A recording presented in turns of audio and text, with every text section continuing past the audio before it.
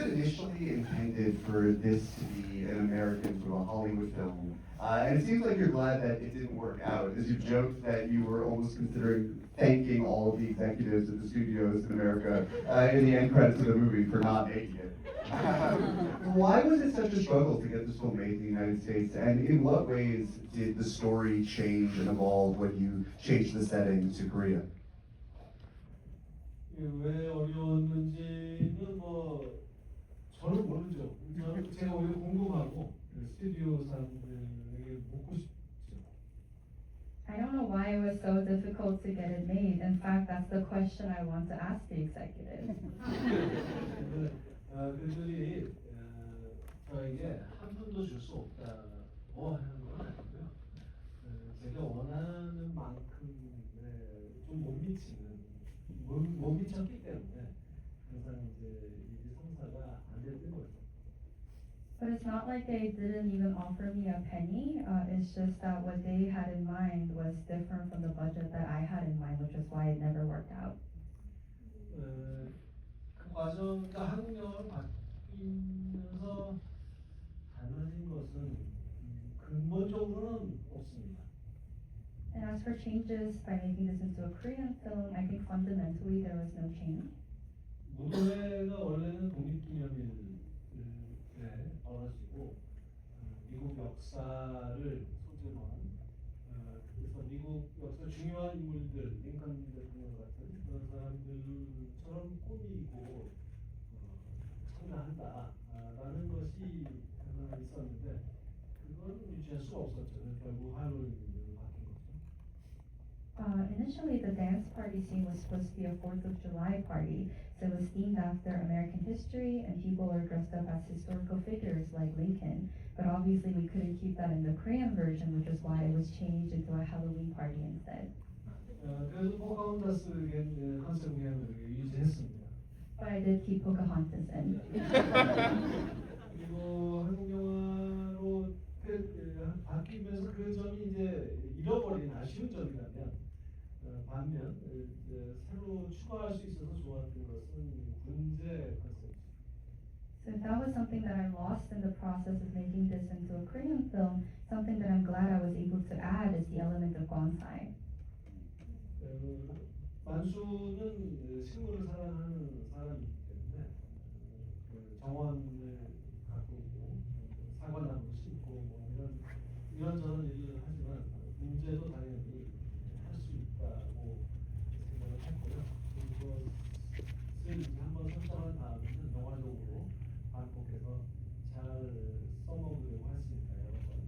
그 결과 제가 제일 좋아하는 이미지 중에 하나는 고시죠. 두 번째 빅팀 시주의 시체를 어떻게 모피를 그리느냐 하는 데에서 그 문제를 써먹을 수 있었죠. And Matsu is a lover of plants, so he tends his gardens and he plants apple trees. And naturally, I realized he could also be interested in bonsai. So after we set up that premise, I tried to utilize it cinematically multiple times across the film. And as a result, it was used in my favorite way, which was that he incorporated bonsai in a method of minimizing the mass of the second victim's body. 전기톱을 사용하는 것보다 얼마나 좋습니까? So much better than using a chainsaw, right? 그리고 이제 AI가 지배하는 공장이라는 것이 이제 미국 영화 갖고는 없었던 것인데요. 그러면 한국 영화라서 생긴 건 아니고 이제 시간이 흐르면서 이 문제가 적어도 고용 문제를 다루는 이 영화에서 빠질 수 없는 그런 요소로 이렇게 발표된 그런 시대의 흐름에 맞추어진 그런 추가 수정이었습니다. And as for the last scene, the factory dominated by AI, that's also something that wasn't present in the American script that we added in later. But this change obviously wasn't because it was changed into a Korean film, but it changed due to the passage of time. So as a film portraying the issue of job security, I realized that this issue is something that we have to include, as it is very much interrelated to our contemporary issues of job security. And the novel, which the film is based, Donald Westlake's The Axe, was first published in 1997, and you've been wanting to make this film for 20 years now. You described it as a lifetime project. And as you were just alluding to, the world has changed a lot in the time since you began writing the screenplay, and not necessarily for the better. Are you glad, in hindsight, that it did take that long? Do you feel like it's a much stronger movie because of all the sort of capitalistic nightmares that you've been able to introduce into it? 예, 뭐 사실 제가 이것을 영화로 만들고 싶다라고 마음 먹고 주변 사람들한테 이런 이야기다라고 짧게 요약해서 들려줬을 때 언제든지 지금 15년 이상 동안 언제든지 또 어느 나라에서 온 친구든지 다 이건 우리 이야기다, 지금 이야기다라고 반응을 했거든요. 그래서 전 지구적인 그리고 15년, 20년 내내 지속되는 이슈인 것은 분명한 것 같습니다. So ever since I decided to adapt the novel into a film, I've been telling the short version of the story to people around me for 15 plus years. And regardless of where they were from and when it was, they would always respond with something like, oh, it sounds like our story, and it sounds like a very timely story, which only goes to prove that job security really has been a consistent issue over all those years. 이것 하나는 AI가 지배하는 공장을 묘사함으로써 또 좀 더 구체적으로 말씀드리자면은 만수가 퇴장하는 마지막 샷에서 불 램프가 하나씩 꺼지잖아요. 만수의 등 뒤에서 멀리서부터 그것은 바로 그 소등 시스템을 AI가 스스로 알아서 가동시켰다는 뜻이고요. 인간 관리자가 필요하지 않다. 그러니까 여기서 나가라는 그런 메시지를 전하고 있는 것입니다.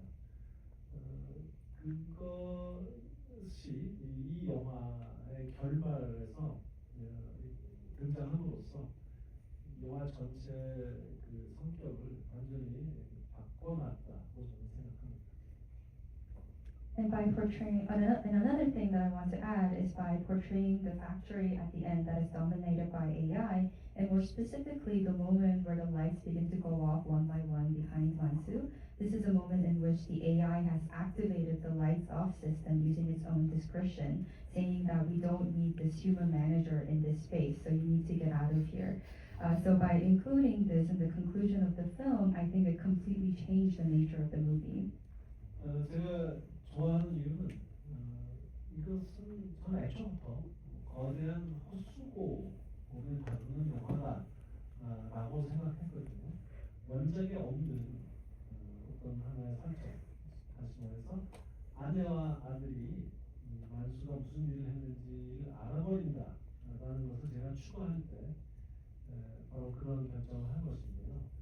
만수는 가족을 위해서 이런 범죄를 저지른다라고 스스로 생각하는데 바로 그 범죄 때문에 결국 이 가정은 붕괴될 수밖에 없다는 암시를 갖고 영화가 끝나잖아요. 결국 만수는 뭘 위해서 이 짓을 했느냐, 이 나쁜 일을 했느냐 라는 걸 생각해보면 거대한 헛수고죠. 그런데 여기에 더해서 인간 경쟁자들을 3명이나 죽이고 이 직장을 차지했는데 거기에 인간보다 더 무서운 AI 경쟁자가 자리하고 있다, 이미 차지하고 있다. 이 자리에서 얼마나 버틸 수 있을지 만수가 얼마 못 가서 이 시험 가동은 안정화 단계에 접어들 테고 만수는 여기서도 결국은 쫓겨나지 않겠는가, 오래 못 가서 이런 미래를 우리가 상상할 수가 있지 않습니까? 그렇다면 이것 역시 또 하나의 거대한 헛수고가 되는 거죠. And the reason why I like that moment in the film is because I've always viewed this film as a big moment of futility. And another premise that I added into the film that wasn't in the original novel is the part about how the family finds out what the main character has been doing. So Mansu tells himself that he's committing all of this crime for the sake of his family, but it's the exact crime that he commits that eventually shatters the family apart. then that begs the question of, so what did he do all of that for? It was all futile. So similarly, he kills 3 human competitors in order to get that job, only to be encountered by an even scarier AI competitor. And so we have to ask ourselves, how long will Mansu actually be at this job? After this AI test run has stabilized, he just might be kicked out of his job all over again, which again makes this all just a story of big futility. I feel like no other choice could have been the title of several of your other films, of Old Boy, of Lady Vengeance, of Decision to Leave. They've all been about people who try to find emotional justifications for morally complicated actions, sort of regular people who find themselves capable of committing all sorts of horrible crimes. To what extent do you feel like Mansu is an average person? Is the idea that we're all sort of 2 or 3 paychecks away from committing multiple murders?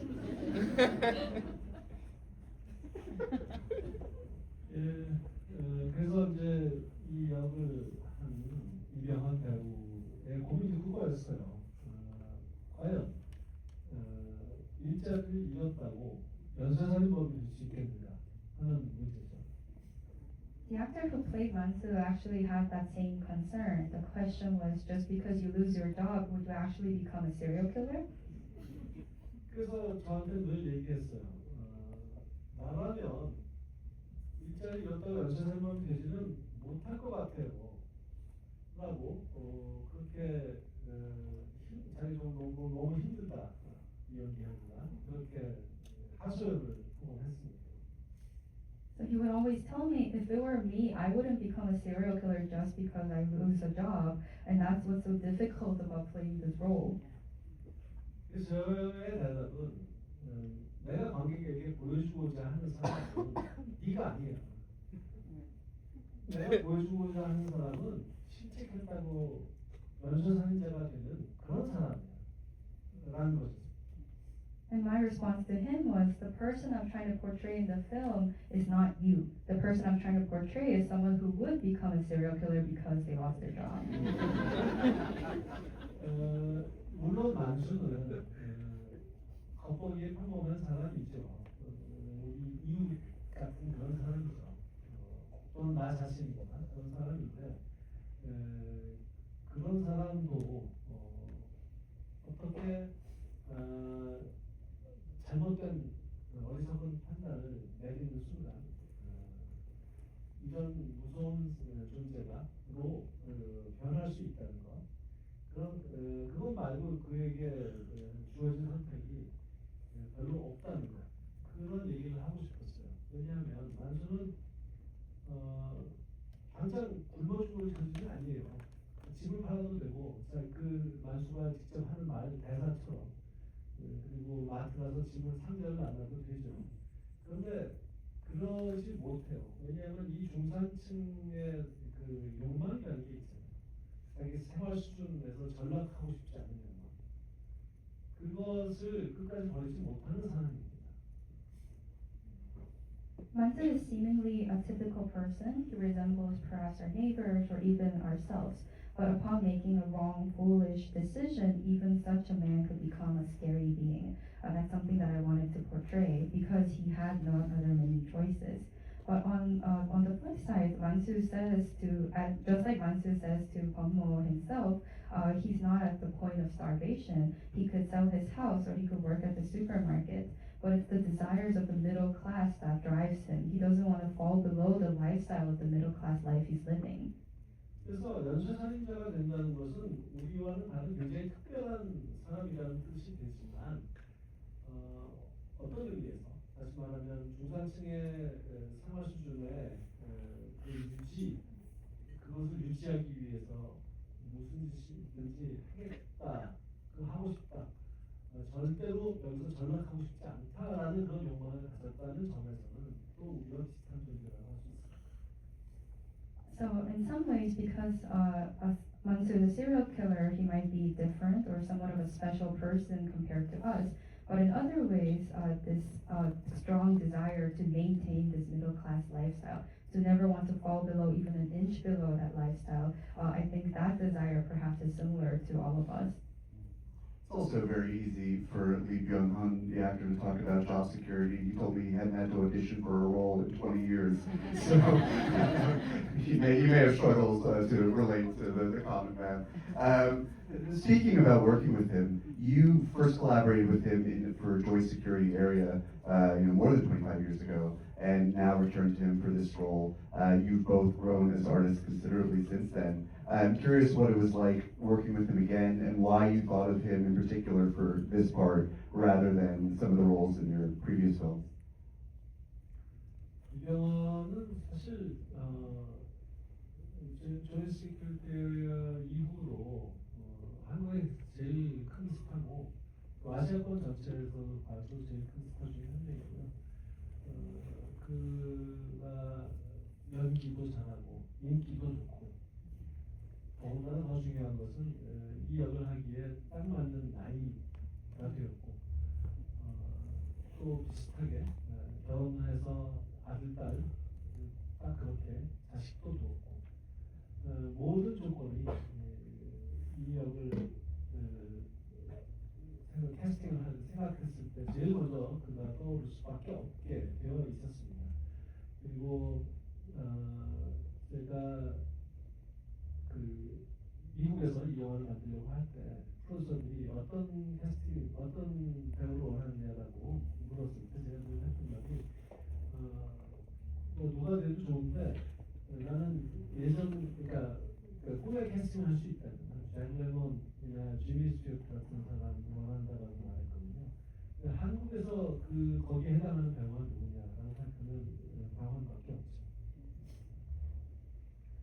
After JSA, Lee Byung-hun has become one of the biggest stars in Korea and in fact one of the biggest stars in Asia as well. He's a great actor and he has a lot of popularity among the fans as well. And moreover, he's reached the right age to play the role. And similarly, he, like the character, also got married and got a son and a daughter. So because of all of these qualifications, he was perfect for the role, and that's why I thought of him first for the role. So back when this was being developed as an American film and the producers asked me, who do you want to cast for the role? I answered that, I'm fine with anyone, but if I could cast anyone that I could ever cast, then it would be someone like Jack Lemmon or Jimmy Stewart. And I believe that Lee Byung-hun is the Korean version of those two actors. 이 영화 지금 방금 전에 뭐 얘기 나눴지만 사실 관객이 저렇다고 해서 나주선자가 될 수 있나라고 하는 의문이 들잖아요. 그런데 또 동시에 정말 나는 그럴 것 같아라고 설득당하는 순간도 필요합니다. 저는 이 두 가지가 번갈아가면서 수시로 관객의 마음속에 왔다 갔다 하기를 바랬어요. 그럴 수 있나? 그럴 수 있겠다. 왔다 갔다 하는. 근데 그렇게 하려면 정말 강한 설득력을 가진 배우가 필요하다. 왜냐하면 이 시츄에이션들은 설득이 잘 안 되는 것이기 때문에. 그래서 정말 우리의 이유처럼 느껴지는 그런 친근한 사람, 그리고 설득력이 있는 사람을 생각했을 때 이병헌밖에 없었죠. And as I've discussed previously, the audience, when they're watching the movie, is bound to ask themselves, can someone become a serial killer just because they're in a situation like this? But I also needed moments in which the audience were convinced of that fact, that, I guess that could also happen to me, I could also become like that.